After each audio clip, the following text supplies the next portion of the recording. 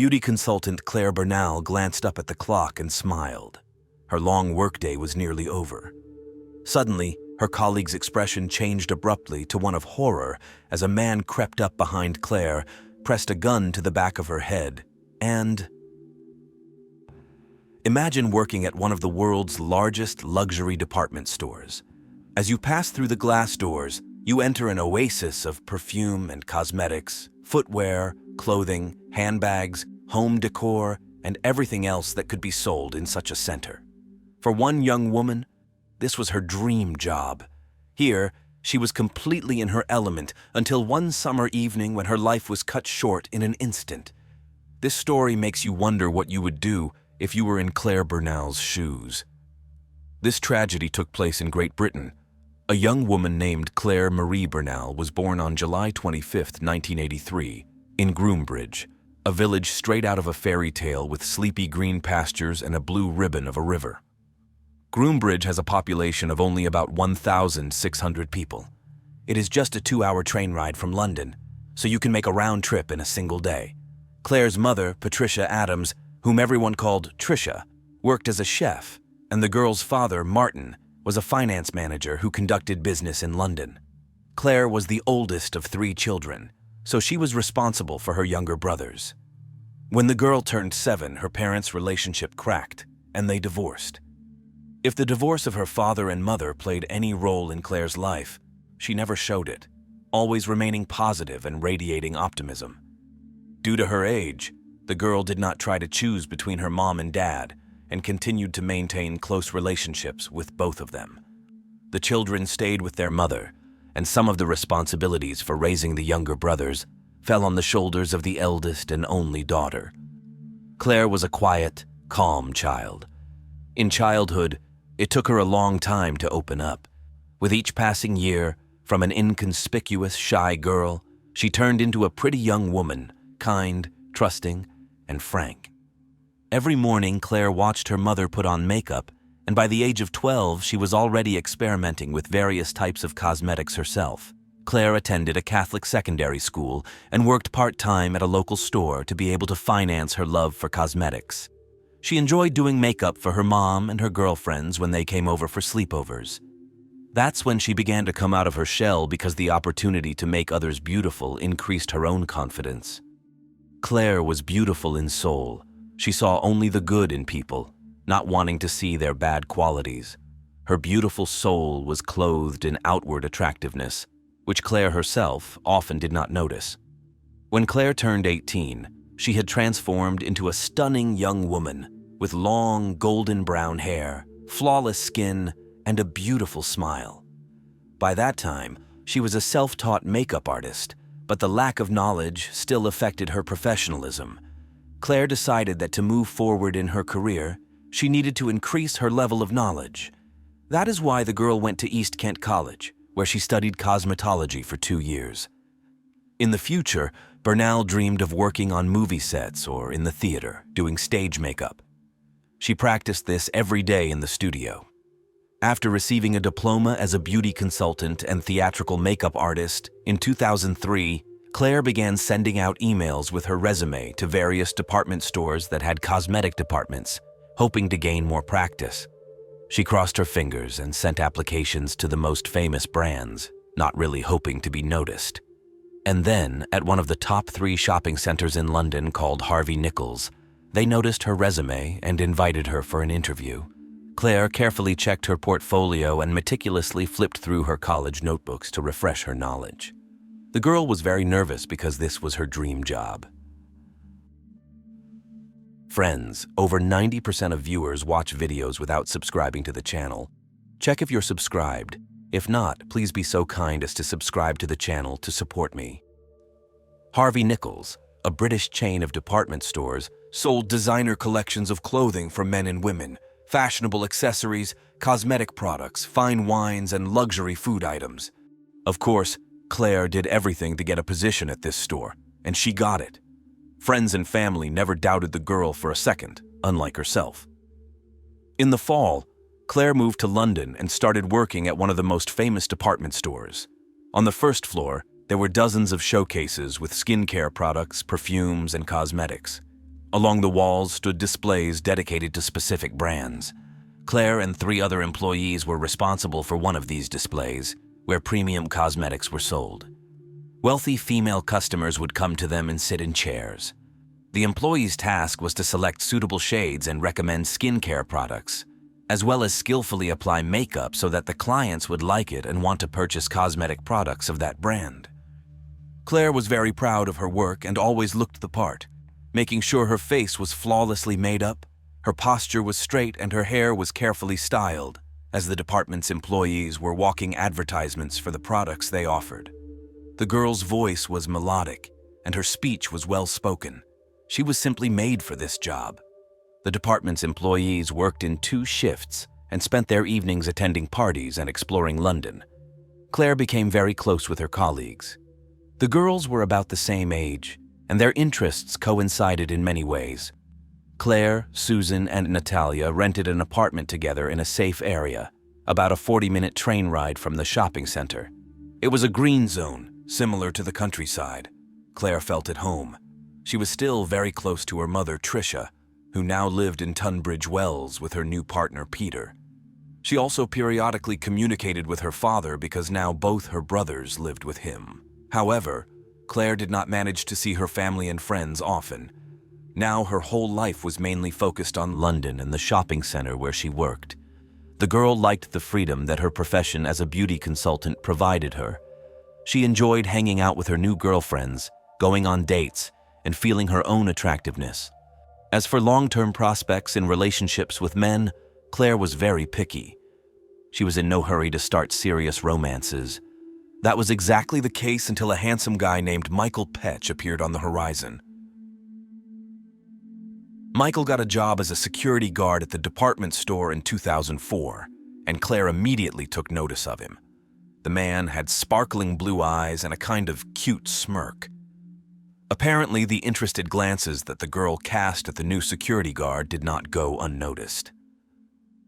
At the end of January 2005, Michael approached and struck up a conversation with Claire in her beauty salon. He asked her out on a date, and she was so flattered that she immediately called her mom and excitedly told her about the handsome man. Michael Petch, or Michal, a shy but very attentive man, was originally from Slovakia. He had served in the army for some time and, after working at the American Embassy in Bratislava, came to London in 2003 on a student visa. While Michael was in the UK, Slovakia joined the European Union. This meant that he could now freely stay and work in this country. When Claire called her mother again, she said that she and Michael had already been on a date, drank coffee, had deep conversations about everything, and walked in the park. The girl shared that her new acquaintance had traveled a lot and was fun to talk to. The only thing she wasn't sure about was whether she wanted a serious relationship. This was also facilitated by the fact that Michael was 9 years older than Claire and had recently gone through a divorce. At some point, Claire felt that the man had become much more infatuated with her than she had anticipated, and since then she had felt out of place. For her, he was nothing more than a nice friend, a companion with whom it was pleasant to spend time. She simply enjoyed walking together and was not inclined towards a long-term relationship. The girl always respected her mother's opinion, so when she showed Tricia a photo of Michael, she doubted whether this person was suitable for her daughter. The woman thought that he looked too mature for her, and there was something inexplicable in his eyes, as if he had been through a lot in his life. She did not categorically express her opinion, as she saw that Claire did not have serious feelings for him. And indeed, this little fling did not last long. Just 3 weeks after their first date, on February 28th, Claire broke off the relationship. Claire believed that before getting married or starting a serious romance, she needed to interact with different men and understand for herself what attracted her to people of the opposite sex, what she was really looking for in the long run. This is a fairly conscious approach of an adult, not to rush headlong into the pool, but to find out what you really want. In April 2005, Claire, Susan, and Natalia moved to another apartment. It was a multi-story brick building, and life there was picking up steam. In July, Claire turned 22. Her mother arranged a 5-day trip to Florence, Italy for her, where they attended music festivals and took many photos. The pictures of the mother and daughter dancing, laughing, and just having a wonderful time together were supposed to be happy memories for years to come. Claire enjoyed learning about new cultures, and she even wanted to learn Italian. Tricia was so proud of her grown-up daughter and was very happy for her. That summer, Claire started dating a new guy, and this romance developed very rapidly. For the first time, the girl thought that she might want to see this person as her life partner. The relationship was gaining momentum quickly. The young couple spent a lot of time together, and they were happy. Usually, Claire worked in the morning, but on September 13, 2005, she agreed to swap shifts with one of her roommates. It was the most ordinary Tuesday. Claire was standing at her counter across from her colleague Victoria's counter, who worked with another cosmetic brand. There were already few customers in the department, and the employees just watched as shoppers left the mall with full bags. Around 7:45 p.m., Victoria waved to Claire and pointed to the clock, as if to say that there were only 15 minutes left until closing. At this time, several customers were strolling through the cosmetics department just looking at the displays. Another colleague, Helen, was also getting ready to close the store at this time. Victoria and Claire were just standing and smiling at each other, but literally within seconds, their smiles abruptly disappeared. Before anyone could understand what was happening in the mall, complete chaos broke out. People were running, there were screams and loud noises. Several witnesses called the emergency services and reported that a shooting had occurred in the building. A shooting in the department where Claire Bernal worked was unreal. It all happened very unexpectedly. The police who arrived at the scene were told that 2 people had probably died. The patrol officers relayed the information to the station, and soon employees from the Serious Crimes Department arrived there. They were shocked that someone was able to enter the shopping center with a weapon. The victims were indeed 2 people, a man and a woman. It all happened at the cosmetics counter. The girl was lying face up, with a large red stain spreading around her on the ceramic tiles. It appeared that she had been shot in the head several times. Next to her lay a man with a bloodied face and arms outstretched to the side. There was a gun on the floor beside him, and shell casings were scattered around the body. It turned out that he had committed suicide by shooting himself in the right temple. The mall management explained to the detectives that this was Michael Petch, who had once worked as a security guard on the first floor. If anyone knew how to bring in a weapon, it was him. But why did Michael voluntarily leave this world? Was it a fit of jealousy? Was he mentally ill? How did he get access to a weapon? There were many questions, and the police had to sort it all out. The detectives learned that there had been a previous romantic relationship between the 2 deceased employees. That's when the officers found out that the second victim was Claire Bernal. The girl was not supposed to work that evening. Michael knew her schedule, as it almost never changed, and now the detectives wondered how the security guard found out that the girl would be working the evening shift. Claire's roommates told the officers that Michael was constantly hanging around the cosmetics counter. Claire had met him back in January, and they had only gone on 3 dates. The man seemed too intrusive to the girls. He demanded that Claire spend every day with him and refused to take no for an answer. According to the roommates, it was a very toxic relationship, so Claire didn't drag it out and broke up with the security guard, but he had no intention of leaving her alone. He called, sent text messages, constantly followed her, and acted as if they were still in a relationship. Michael constantly stalked the girl outside their apartment windows, so they decided to move to another area. But the harassment only intensified. He didn't want to leave Claire alone and confessed his love to her at every meeting. Claire no longer knew what to do because they had only gone on 3 dates, and she hadn't given him any reason to behave this way. The roommates explained to the police that Michael had been fired from the mall and was under investigation by the Metropolitan Police. In the summer, he stopped stalking Claire. The girls thought he was in jail and relaxed, but as it turned out, they were wrong. The investigators tracked down Michael's address and headed there. It was an apartment in an old building at the end of a street, a 40-minute drive from Claire's house, in a completely different, much more rundown area. The street was poorly lit, and the building itself was in terrible condition. It was surrounded by grass 3 feet high. All the windows were either boarded up or broken, but the front door was open. It was more like a homeless den than the residence of a decent person. In the house, the detectives found not 1, not 2, but 7 men sleeping wherever they could. None of them were armed. All the inhabitants of the strange dwelling were from Eastern Europe and spoke little English. Only one was able to somehow tell the law enforcement officers about Michael Petch. The man explained that everyone who lived in this house had a visa. They were involved in construction projects and trade. Michael was their 8th roommate, and he had always been different from the majority. While others went out drinking, Petch sat alone in his bedroom, writing something in a notebook. But in general, he was a very sensitive and kind person until the beginning of March, and then he exploded with anger again. Michael had left them at the end of April, and they had no idea where he was at the moment. The inhabitants of the abandoned house were shocked when they learned that Petch had stooped to committing a crime. While some officers were conducting the investigation, others visited Claire's father, Martin. They informed him and the girl's brothers of the tragic news. Martin's heart instantly shattered into 1,000 pieces.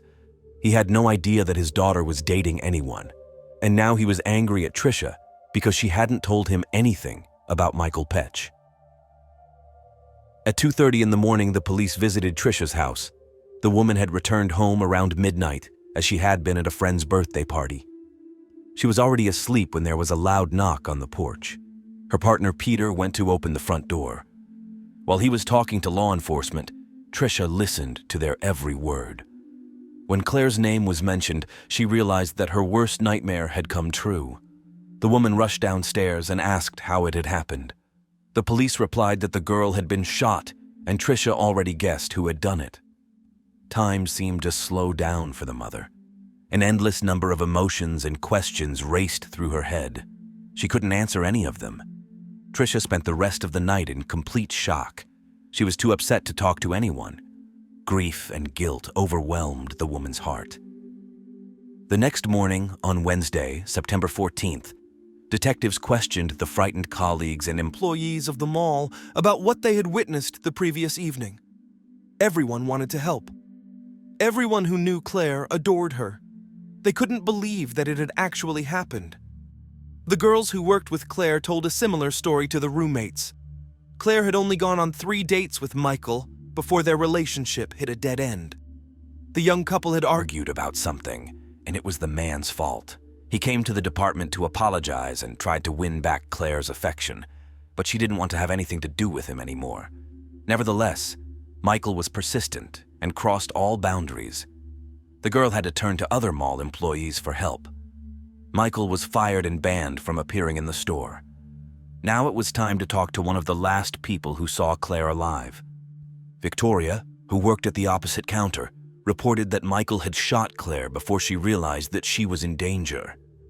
Around 7:45 in the evening, before the end of the shift, the girls were glancing at each other. Suddenly, Victoria noticed a shadow behind Claire. It was a man, and he was sneaking up on her colleague like a spy. The girl thought that it was either a crazy customer trying to steal something or Claire's new boyfriend wanting to surprise her. At that moment, the man emerged from the shadows. In his hand was a black gun aimed at the back of Claire's head. When Victoria realized what was happening, Claire was still smiling, but then there was a loud bang, and she collapsed to the floor. Victoria stood there, unable to move. She was in complete shock. The man approached the fallen Claire and fired several more shots. Victoria saw nothing more because she ran, but she heard 2 more bangs behind her. The rest of the people in the store were also in a complete panic. Helen, the second colleague of the deceased, saw the first shot and immediately dove under the counter and covered her head. One witness thought the store was being robbed. Another thought there was some kind of accident at the mall and just ran out into the street. After the interrogations, it turned out that Michael first shot Claire in the back of the head and then 3 times in a row in the face. The 5th bullet accidentally hit the ceiling when the man tried to commit suicide. and the sixth and final one ended his life forever. The detectives found the hotel where Michael was staying at the time. In the room, they discovered a 40-page notebook where the man made his notes. He wrote in both English and Slovak. On one page, Michael wrote down Claire's new address, so the move didn't save the girls from being stalked. As it turned out, finding out the new address wasn't very difficult. Other pages of the notebook were filled with quotes about the meaning of life, about his love for Claire, and Michael's own poems. He called the girl his one and only love.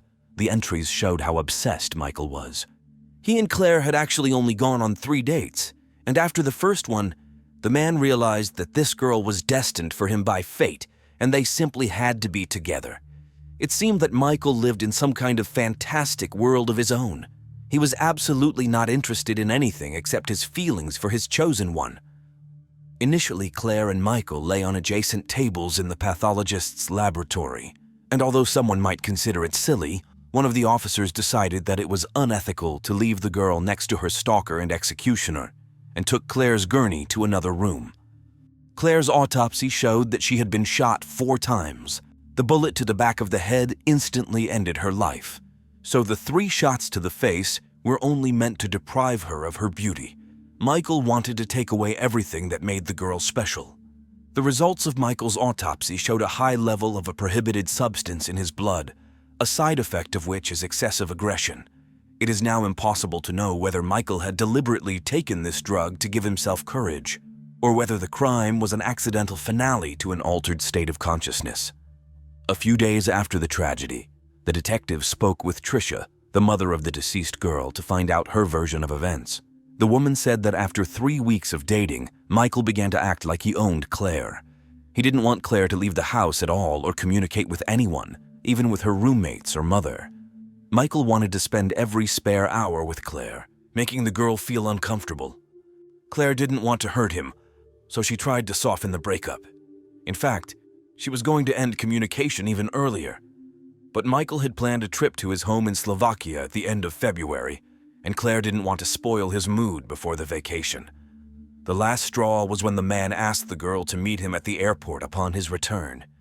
Then he began to insist on staying at her apartment and not dragging his heavy suitcase across London. When Claire asked him to leave, he refused. That's when Claire decided to tell him about the breakup, after which Michael sat outside her apartment for 2 hours. But this, according to Tricia, was only the beginning of his relentless stalking. The man began to follow the girl around the cosmetics department, watching her every move, and in the evenings he followed her all the way home or just stood guard at the entrance. He texted her 50 times a day, telling her that he loved her and repeating that they were made for each other. Then the messages became more disturbing. In them, Michael threatened to commit suicide if he couldn't be with Claire.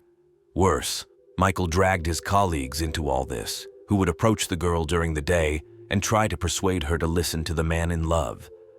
In their eyes, Claire clearly looked like a narcissistic bitch who was playing with the feelings of an adult. She felt the need to smooth over the situation, so she agreed to talk to Michael and explain that they could only be friends. But all this only aggravated the already strained relationship. After his shift, he followed her home with a large bouquet of flowers and persisted until she accepted it.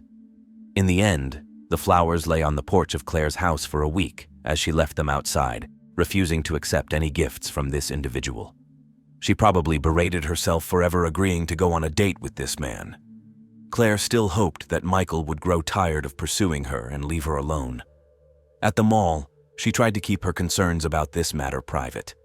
The young woman didn't want to lose her dream job due to an admirer's intrusive behavior. The stalking began to affect Claire's emotional and physical well-being. She couldn't sleep, stopped eating properly, became anxious and cried over trivial matters. Work issues arose due to tardiness and scattered attention. Her world was literally shrinking. In March 2005, Claire spotted Michael on the subway platform as she was heading home. She quickly jumped on the train, but the man managed to board the same car. He sat opposite her and stared intently. At the stop, Claire ran again, but he caught up and shoved her. The threat to report him to the police only angered him further. Michael menaced that he would then take Claire's life. That evening, the young woman called her mother and tearfully recounted the threats from her former admirer. Both women were frightened at that moment but didn't believe he could seriously harm her, and they were wrong. Now the mother blamed herself for not intervening, not going to the police, not demanding protection for her daughter from Michael, and not saving her life. The next day, Michael was again standing at the cosmetics department window, tapping on the glass like a guilty puppy, waving his hand and publicly embarrassing Claire. He continued his phone attacks. Claire changed her number, but it didn't help. Michael somehow discovered it and continued calling and sending messages. When she blocked him, he changed his SIM card and started all over again. As soon as Michael's text messages began to include threats towards her, Claire finally mustered the courage to approach the mall's head of security, who took the accusations seriously. Using the store's cameras, he tracked the guard's behavior and transferred him to another floor. However, Michael still came to the beauty department to spy on Claire. Eventually, he was suspended from work entirely, and Claire was persuaded to go to the police, which she did. Michael was arrested, and Claire felt responsible for this. According to her mother, the girl didn't want to cause him trouble. She just wanted him to stop.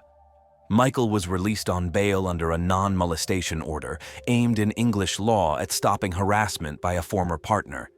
This meant he couldn't contact Claire, but Michael kept reappearing. The girl was terrified of the stalking. Because he wasn't causing physical harm, only emotional abuse, the police deemed him non-threatening. Michael was examined by a doctor who found no mental health issues. Nevertheless, the officers handling his case spoke with the mall's security service and Michael himself.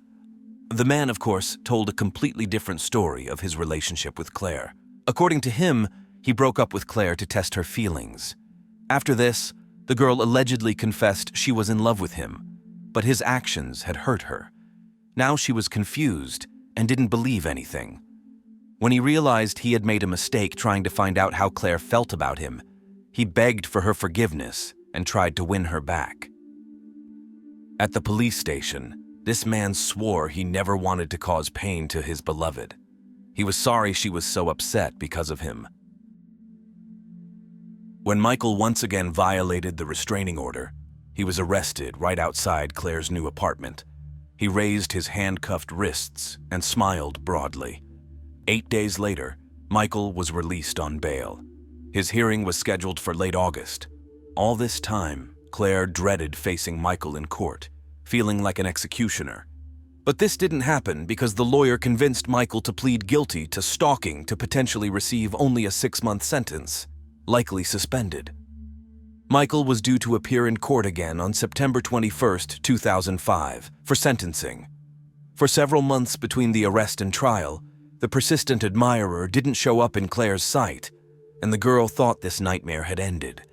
She was relieved that she wouldn't be responsible for sending him to prison for several years, and 6 months in confinement would just show him that he had behaved incorrectly. No one expected Michael to violate his bail conditions. Detectives investigating Claire Bernal's death were able to determine the crime's motive and what preceded it. But they still didn't know how Michael managed to acquire a gun and bring the weapon into the mall. After Michael was fired from Harvey Nichols, arrested twice, and released on bail, the police lost track of him. While on bail, Michael left the country for Slovakia in April 2005. In early May, he enrolled in a month-long target shooting course in his homeland, and on June 8th, he applied for a firearm permit with the Slovak police. This included a background check and a doctor's report. The check didn't reveal any criminal charges, since Michael had not yet been convicted. After obtaining a firearms license, Michael officially purchased a compact pistol in July that was easy to conceal. Although he legally owned the weapon in Slovakia, it was prohibited in the UK. On August 11th, Michael boarded a bus back to London and hid the gun behind his back. Customs was supposed to check everyone passing through, but for some reason, Michael was never searched. He managed to smuggle the weapon and lay low until the court hearing on August 31st. All this time, he was planning an attack on Claire. Michael knew the girl's schedule and which side doors were unguarded during the day. And on September 13th, he carried out his sinister plan. Claire Bernal's funeral took place on September 26, 2005. Hundreds of people came to bid farewell to this young woman who died at the hands of a stalker. Her mother, Tricia, shared that her daughter wanted to advance in her profession, and she already had an interview scheduled for a secretary position at a PR company. Claire had begun moving her belongings to her father's house to feel safer and be closer to her new boyfriend, whom she was in love with and actually planned to marry. Her sudden passing devastated friends and relatives because none of them knew about the stalking. Claire disliked burdening others with her problems. The girl's mother, Tricia, somehow found the strength to channel her anger against Michael Petch into a successful campaign to make stalking a criminal offense. Together with families of other victims, she created an organization called Protection Against Stalking and lobbied authorities on this issue. In 2012, a new law prohibiting stalking was passed. Tricia's efforts to improve the effectiveness of the justice system earned her an honorary British Empire Award in 2021. Her work has helped many stalking victims, but unfortunately, it won't bring back the daughter whose voice she had to become to protect others. No one has the right to control another person's life. This is the end of the story. Like the video and leave your thoughts in the comments. This was Jeremy. See you soon. June 1st, 2011 was a day that changed the Waller family's life forever. A woman called her sister Cheryl and told her she was on her way to pick up her children from her ex-husband Clay and would return home later. But Jackie never returned and never called back. Concerned, Cheryl couldn't reach her, and anxious thoughts entered her mind. So around 7 p.m., she got into her car and headed to the police station. She made a stunning statement there. Cheryl stated that Clay Waller had killed her sister. It was a shocking statement to all the police officers, considering that Jackie had only called her a couple hours ago, and there was no reason yet to raise the alarm and assume she was in trouble. But it turns out Cheryl's premonition didn't fail her, and her sister was actually caught up in a creepy story. So what happened to Jackie, and what made Cheryl truly believe that her husband killed her sister even before Jackie was reported missing? Jackie was a very sweet, kind, and caring girl. When she met Clay, there was an instant liking between them. He had a speech impediment that made some people make fun of him. Clay felt awkward in that situation, but Jackie was not like the others. Not only did she not make fun of it, but she defended her lover and didn't let him get hurt. That was what Jackie was all about. She always protected the weak, fought injustice, and helped everyone. The couple began to meet. Their relationship rapidly developed. Soon Jackie and Clay got married. At that time, both were about 30 years old, and they wanted a big family. They bought a small house in Sanguine View, Missouri, and Jackie was setting up a family nest there. The woman had a successful career, which could not be said about her husband. His life was a series of failures, and he could not stay long in any place. Therefore, Jackie supported the entire family. The woman dreamed of children, but there were problems with this. Nevertheless, she made up her mind and did echo. Jackie was so happy when she found out about the pregnancy, and she was even happier when she found out that she would give birth to triplets. The family had 2 girls, Avery and Addison, and 1 boy, Maddox.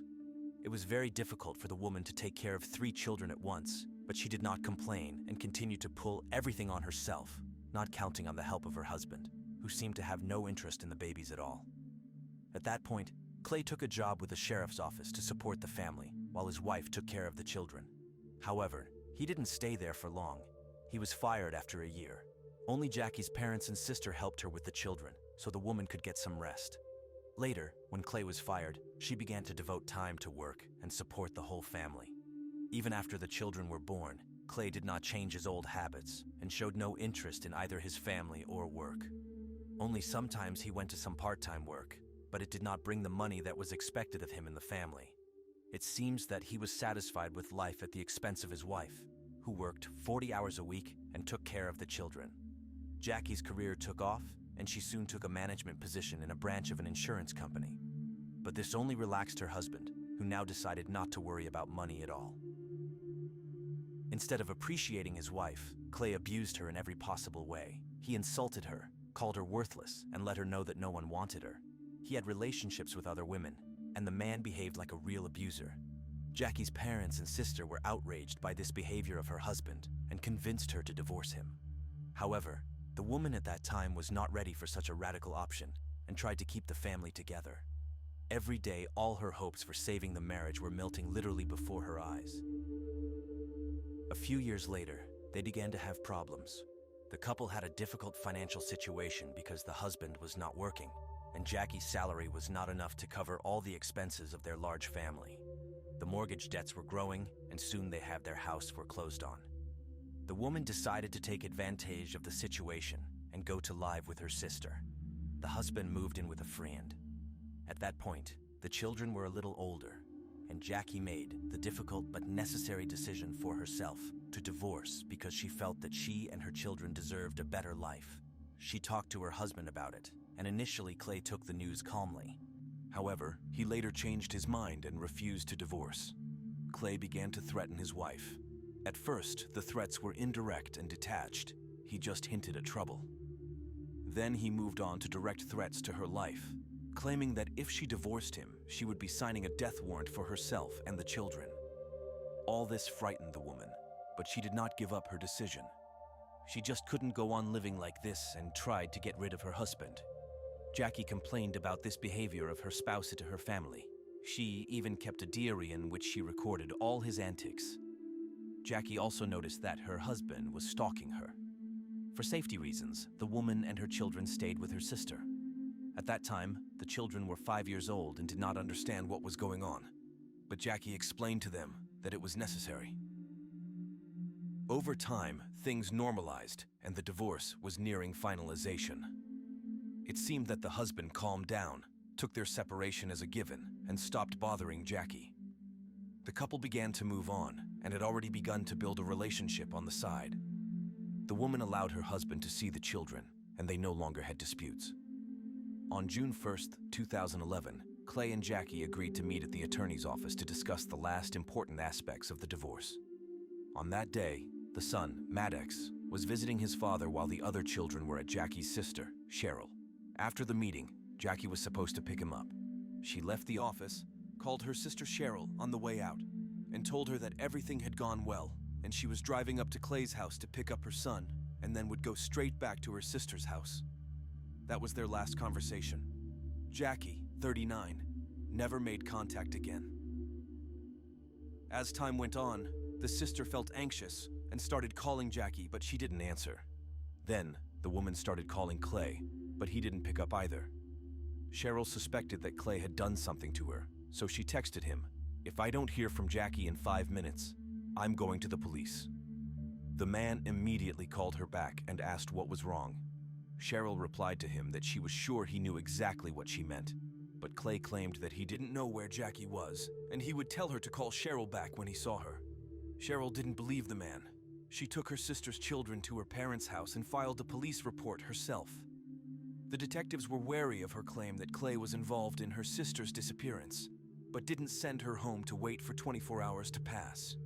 They got straight to the point and decided to contact her ex-spouse, looking for clues to her whereabouts.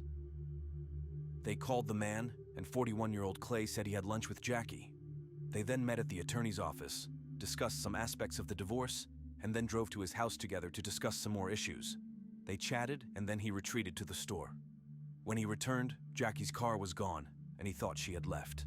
According to him, his son, Maddox, was in Illinois with his new girlfriend at the time, and the ex-wife was well aware of this and was not worried about the child.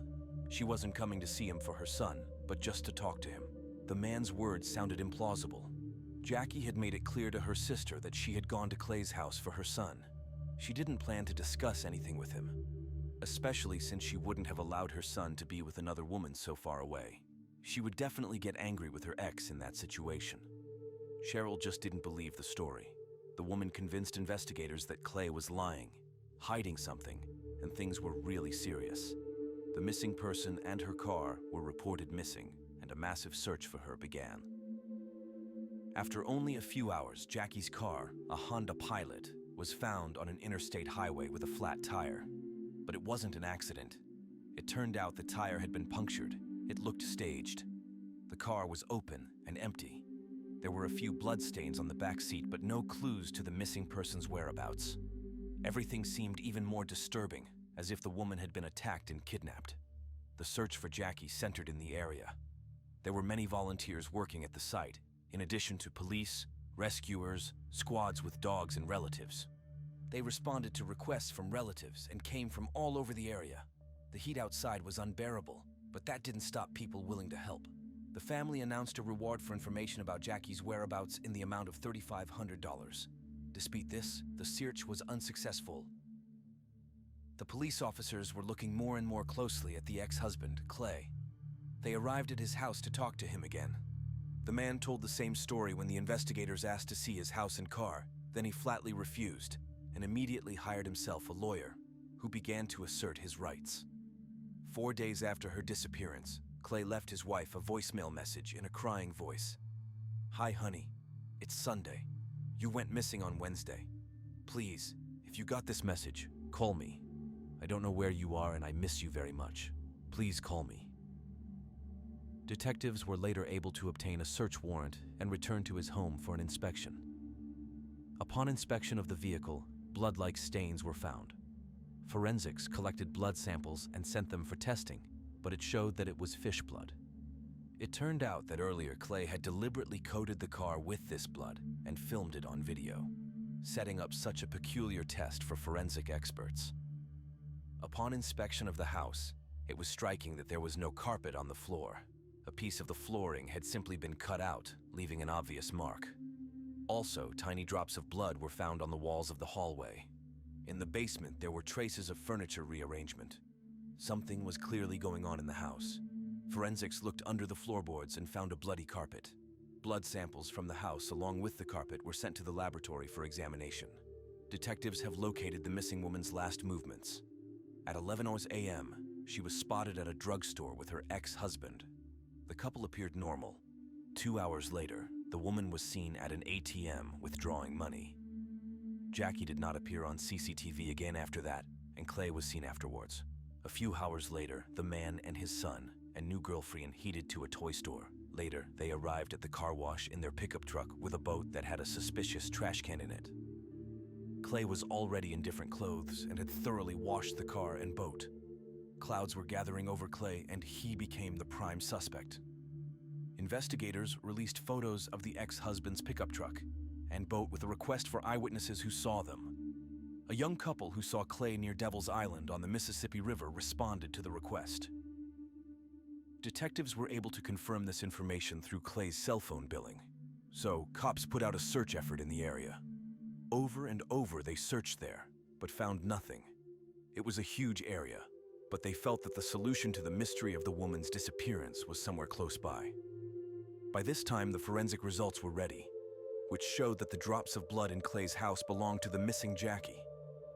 The police believed the woman was already dead. Detectives called the man in for questioning and persuaded him to confess to the murder, but he would not agree. Clay claimed it was old bloodstains from a domestic trauma in the kitchen. Without a body, investigators couldn't arrest the suspect and charge him.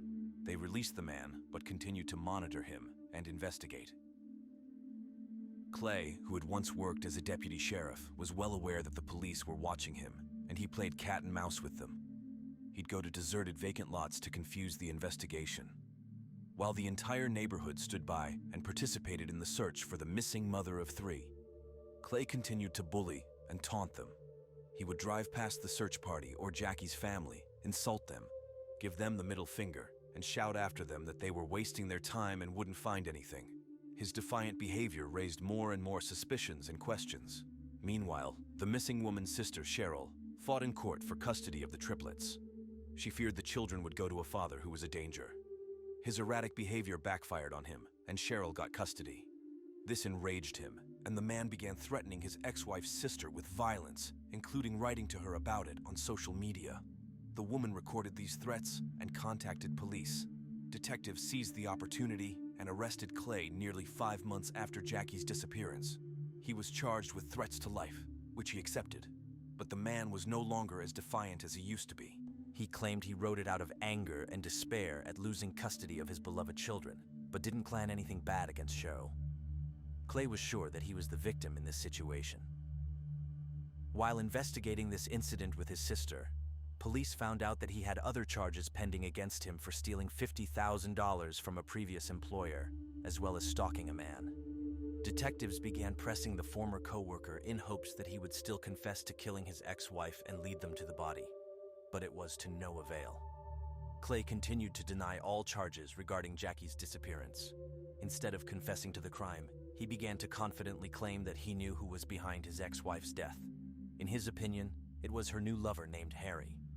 But the detectives explained that they had checked this version, and Harry had an ironclad alibi that allowed them to cross him off the list of suspects. Everything pointed only to Clay, but he kept denying it anyway. He ended up going to prison for 5 years for threatening Cheryl. While the police locked him up in jail, they continued to investigate Jackie's disappearance. The search for the missing woman continued on Devil's Island, but never yielded any results. Eventually, about 2 years after Jackie's disappearance, the cops, after gathering a lot of circumstantial evidence, video camera footage, blood in his house and more, decided to charge Clay with his ex-wife's murder, even without her body. It was a risky and desperate move, because if they lost, the prosecutor's office would not be able to charge him a second time. But the prosecutor was determined. After consulting with his accomplices, Clay concluded that it would be best for them to make a deal with the prosecution to reduce the sentence. To do so, the defendant offered to plead guilty to the murder and provide the location of the body. Jackie's family agreed to this deal because it was important to give her a decent burial. Clay led police officers to his ex-wife's body. It was in a secluded spot on a remote sandbar on the Illinois side of the Mississippi River. At first, he couldn't remember exactly which tree he had buried her under, but then he admitted that he had placed a bag of fertilizer on top of her body. One of the policemen, who was an active gardener, explained that large quantities of fertilizer kill trees. They looked around and found 3 dead trees that were of interest to them. They excavated there, and under one of the trees they did find Jackie's body, wearing the same clothes she had last been seen in. The woman was identified from dental records as Jackie Wooler. Finally, Jackie's loved ones recognized that she was definitely dead and found her body. Then they were able to commit her to the ground. The woman's funeral was held on her parents' golden wedding day. Cheryl told the children that their mom was gone and she had been killed by their father. This event was a great shock to the children because they lost both their mother and father at once.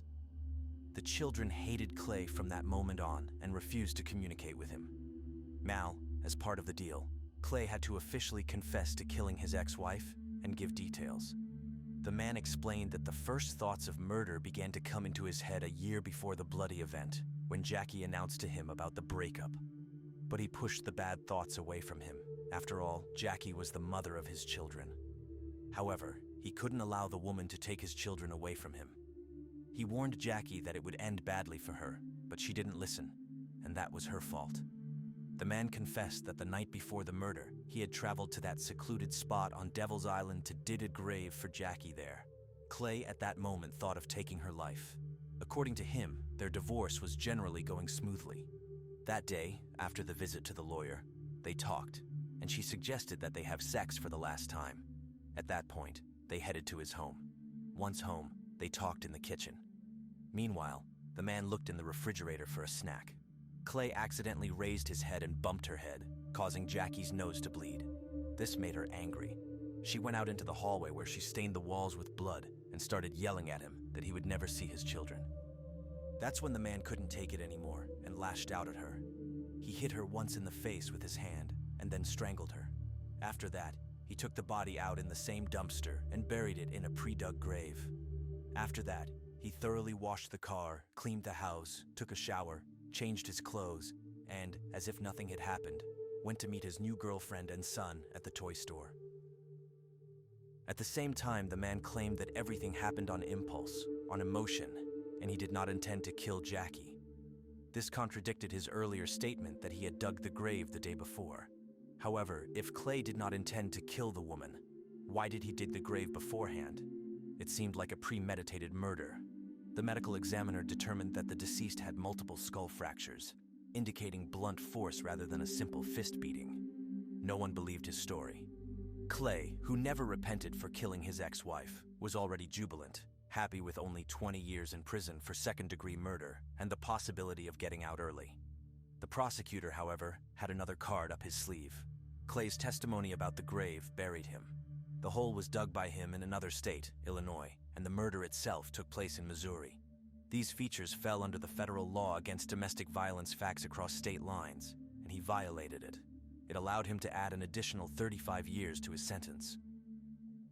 Clay Waller will become eligible for parole after serving 85% of his 55-year sentence. As it turned out, Clay did not even know about such a law and did not anticipate the consequences of his confession. But the defendant's atrocities did not end there. Clay added cynicism to the story and wrote a book detailing Jackie's murder to capitalize on the tragedy. The sister of the deceased said Cheryl and her husband continue to raise her children as relatives. In this, they are helped by their elderly parents.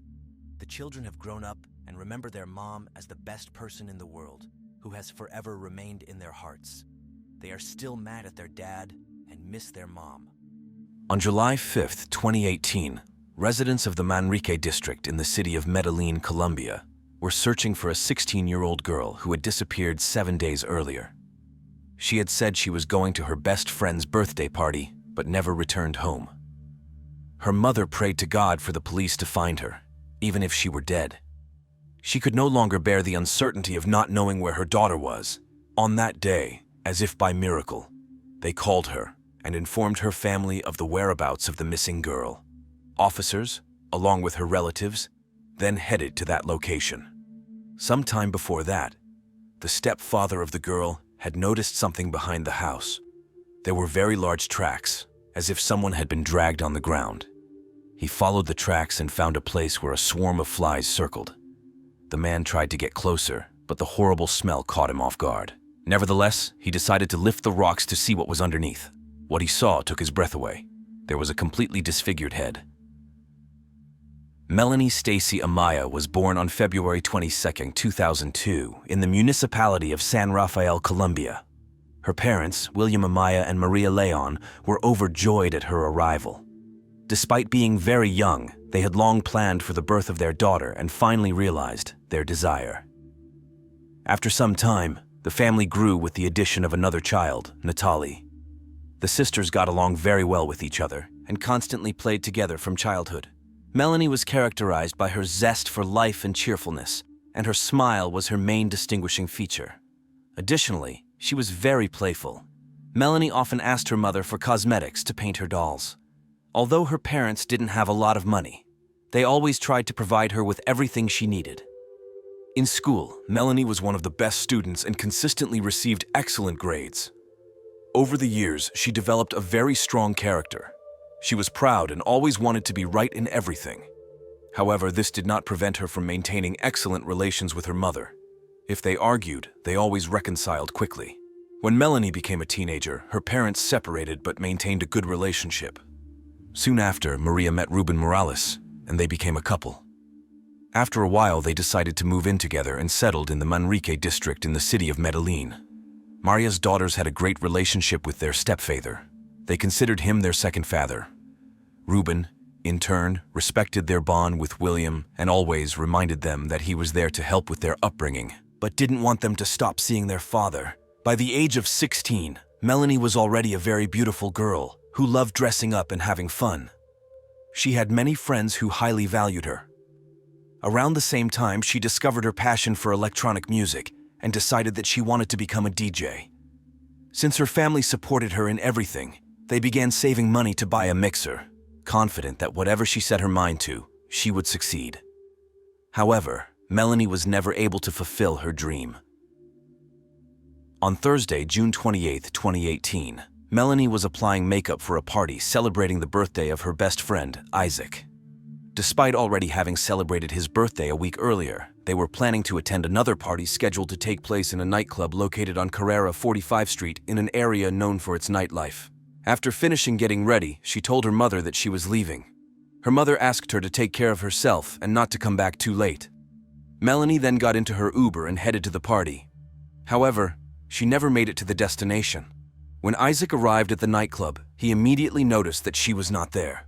Loud techno music filled the air, and the place was crowded.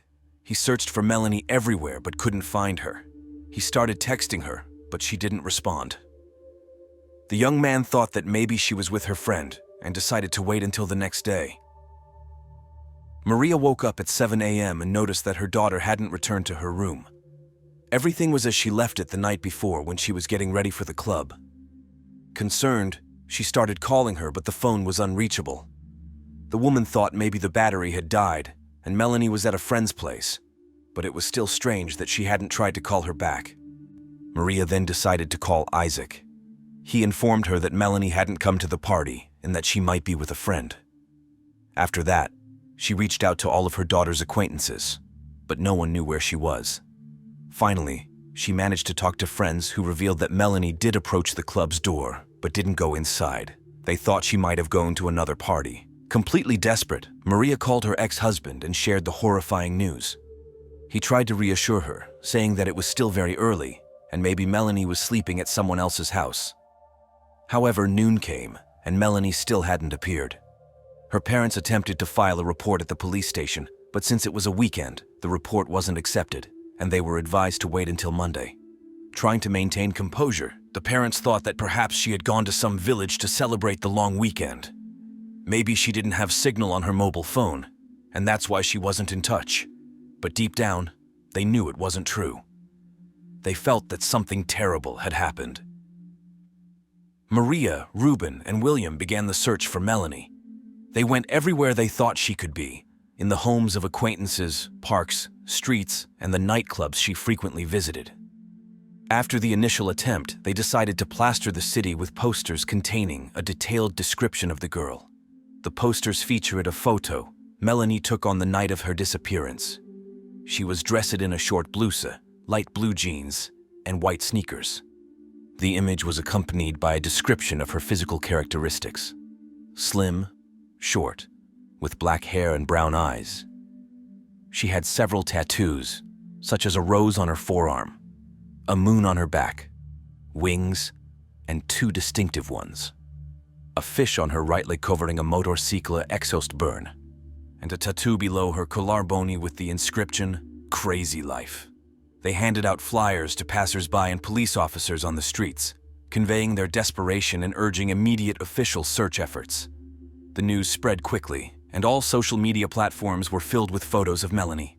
The weekend passed in the worst possible way. Maria couldn't sleep. She kept thinking about her daughter. Finally, Monday morning arrived, and she went to the police station to file a missing person report. The search was classified as urgent since the girl was a minor.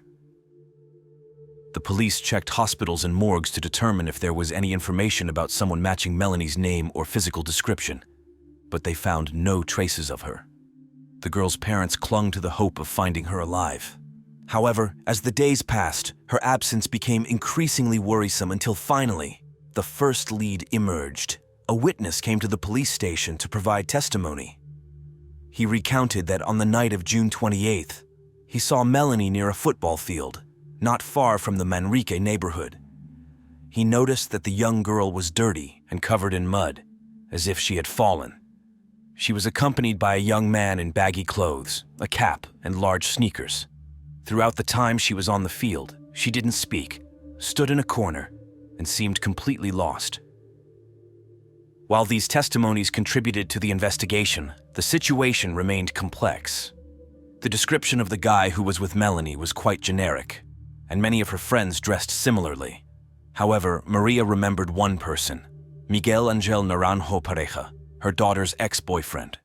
The young man was 18 years old, and their relationship had ended somewhat unsuccessfully 3 months ago.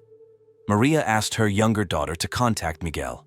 He claimed to know nothing about Melanie's whereabouts, mentioning that he hadn't seen her in several weeks. After this conversation, Miguel became extremely distressed and stated that he would die if something happened to her because he still loved her deeply. However, a few days later, new testimonies emerged that contradicted Miguel's statements. Several people claimed to have seen them together near the club that evening. They also mentioned that he was very drunk. Following these statements, officers began considering Miguel as the prime suspect in the girl's disappearance. They obtained a search warrant for his home but found no traces of Melanie. Once again, the police were back to square one, with no clue about the whereabouts of the young woman. On July 5th of the same year, Maria woke up in complete distress. She couldn't believe that her daughter was still missing. She prayed to God to bring her back, whether alive or dead, as she could no longer bear the uncertainty.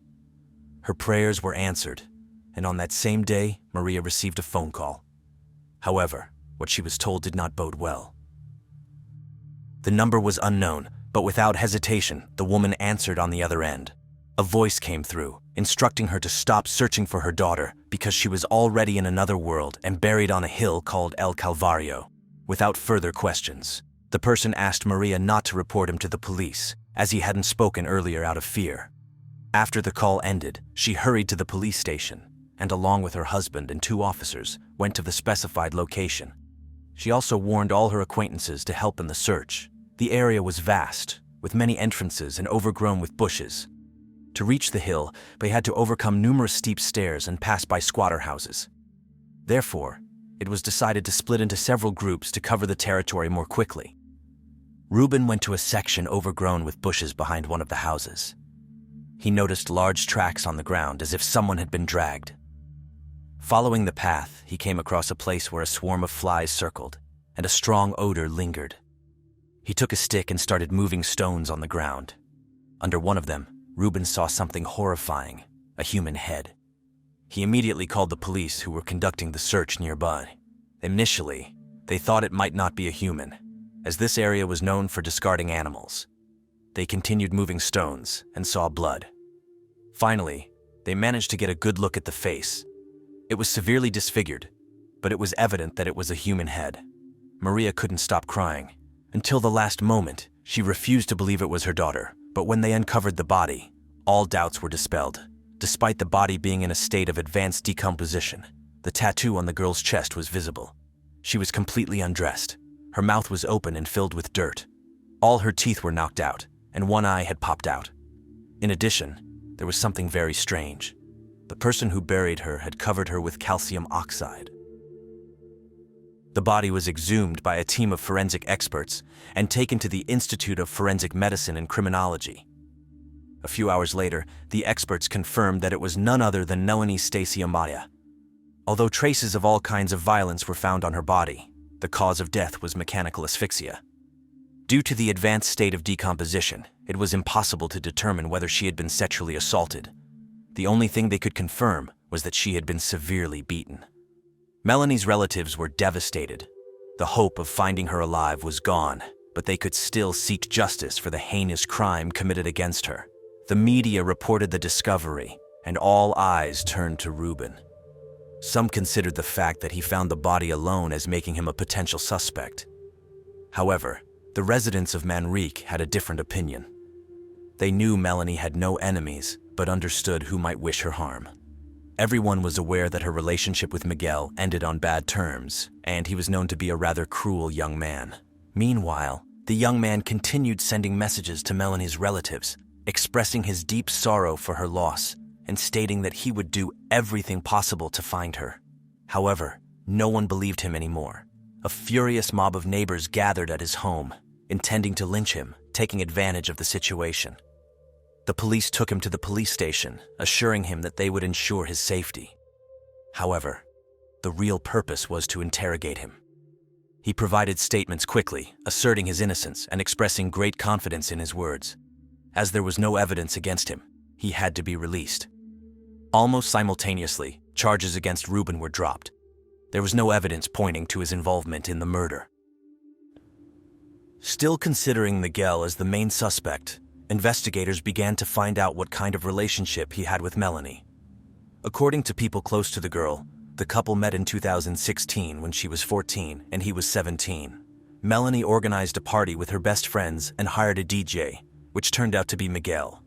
She was enamored with him, and the next week they started chatting. After a while, a relationship developed between them, and the couple went everywhere together, including outings with friends. Miguel was liked by everyone the girl knew. They noticed that he treated her with respect and that he loved her very much.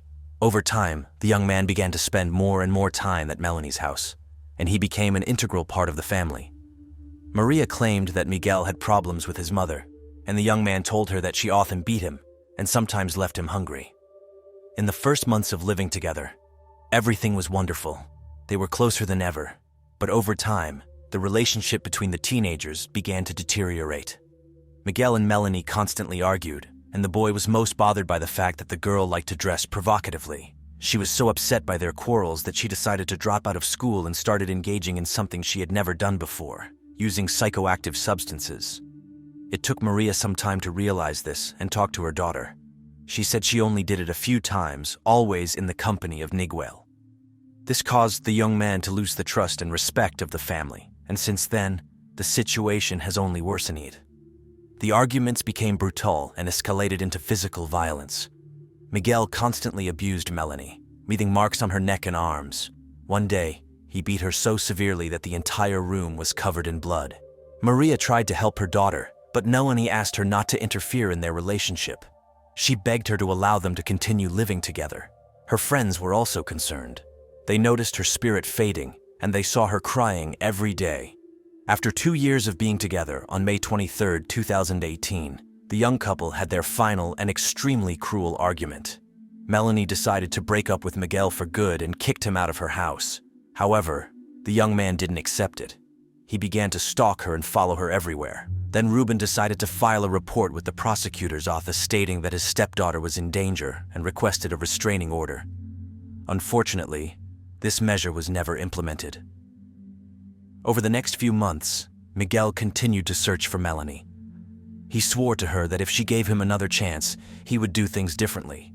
However, she never agreed.